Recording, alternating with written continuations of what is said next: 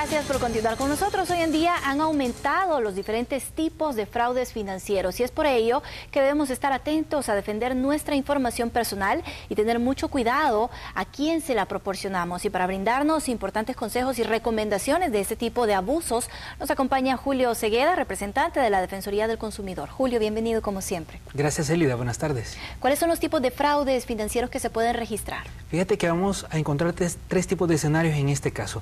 Primero, aquellos fraudes que usan la ingenuidad o la falta de seguridad que algunas personas puedan tener en el uso de la información sobre tarjetas de crédito o cualquier otro tema de información financiera. Por ejemplo, va a haber personas que de repente te van a hablar a la casa y te van a decir, mire, le hablo del banco tal, donde tú tienes tu cuenta y estamos verificando información, por lo que le pedimos que nos dé, por ejemplo, su número de cuenta, su número de PIN, una cantidad de información que no tenemos que darla y que el banco no nos la va a estar pidiendo de esa manera, sino que uno va a tener que ir a los bancos, a hablar con ejecutivos para poder actualizar ese tipo de información. Ese va a ser un primer tipo, ya aquellos en donde la persona es la engañada materialmente y da voluntariamente, pero con engaño, información que le pueda causar un perjuicio económico adelante.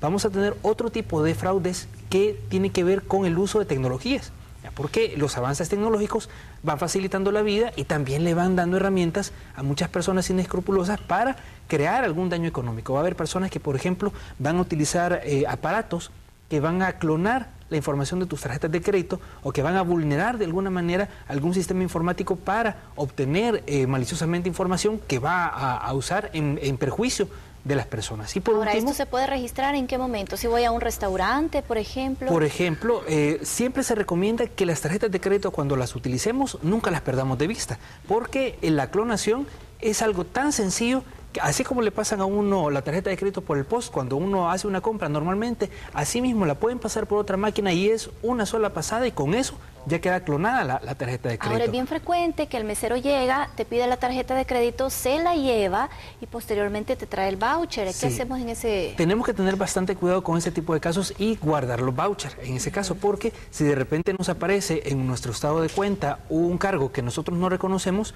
nosotros podemos denunciarlo al banco. El banco tiene la obligación de suspender el cobro de esa cantidad en particular durante 30 días mientras hace la investigación, y si no hay un voucher firmado, puede ser que la persona no tenga que pagar esa cantidad de dinero, porque puede probarse de alguna manera que ha sido un caso de clonación, por ejemplo. ¿Y qué pasa cuando se da esta modalidad de que tú no tienes que firmar el voucher, sino que simplemente te lo cobran y ya? Ese es otro de los tipos que puede traer problemas, porque no queda un comprobante físico de que has autorizado la compra. Ahora, lo, digamos, no tan riesgoso de este tema es que este tipo de compras son por cantidades pequeñas.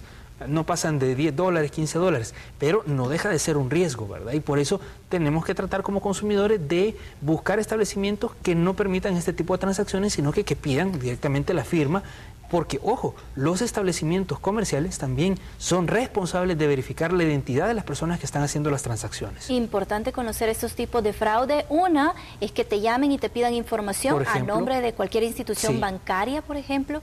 La segunda es que con tu tarjeta de crédito te la clonen. ¿Y cuál sería la tercera? La tercera es cuando personas especializadas en algún tipo de software irrumpen las medidas de seguridad que los bancos tienen y sin necesidad de pedirle la información a nadie o de clonar una tarjeta de crédito, obtienen la información directamente de las bases de datos de los bancos.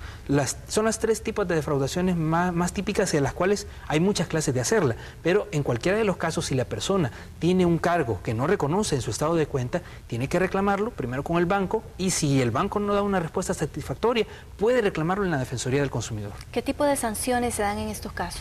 En esos casos puede haber una sanción dependiendo del tipo de infracción que sea, dependiendo de la cuantía que la persona pudo haber perdido, pero sobre todo también se da la oportunidad para que el banco rectifique la situación y le repare a la persona consumidora el problema que ha tenido. Ahora, si el banco, a pesar de haber identificado que fue un tema de clonación, por ejemplo, que fue algún tipo de defraudación, que fue responsabilidad del banco, como perder, por ejemplo, información pese a sus medidas de seguridad, en esos casos puede la Defensoría sancionar al banco por no haber rectificado una situación comprobable. ¿Cuánto tiempo puede durar este proceso en el que te das cuenta que sos víctima de fraude, vas a poner la denuncia y que te resuelvan? Precisamente los bancos tienen 30 días hábiles para resolver las reclamaciones que nosotros interponemos. Ese es un plazo de ley cuando pedimos que se revise una transacción nacional, por ejemplo. Si es una transacción internacional, los bancos tienen 120 días para hacer la verificación. Luego de eso, si no tenemos una respuesta satisfactoria, la Defensoría se tardará más o menos 1 o 2 meses en realizar toda la tramitación y en realizar la investigación del caso. Perfecto. Gracias, Julio, por importantes recomendaciones y te esperamos la próxima. Muchas gracias a ustedes y recuerden que estas dudas y cualquier otra que tengan pueden consultarlas en www.defensoría.gov.sb, en el 910, teléfono amigo de la persona consumidora, y también en Twitter y en Facebook, que estamos sumamente a la mano. Perfecto, gracias.